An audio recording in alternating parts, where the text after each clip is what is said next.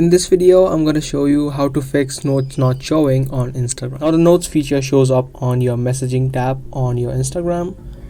So you just tap on the messaging option on the top right, and you should have an option of notes right here. Now if you don't see this option yet, that is because it is not yet available in your region. Now there are a couple of ways that you can try out to fix this issue. Firstly, if you haven't yet updated your app of Instagram in a long time, you can do so. So head over to the Play Store and search up Instagram. Now when you do so, if there is an update, you can easily tap on update and update the app. Once you update it, and if you still can't see that option, what you can also do is try to join the beta version of Instagram. So tap on this Instagram logo right here, and if you scroll down a bit, you'll have an option of join beta version right here. I've already joined mine, so it says beta on the top. Beta versions have the latest versions and have the latest features of any kinds of application.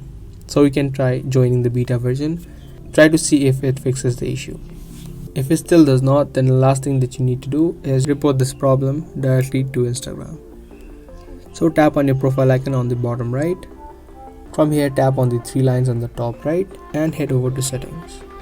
From here, you just tap on help and then report a problem.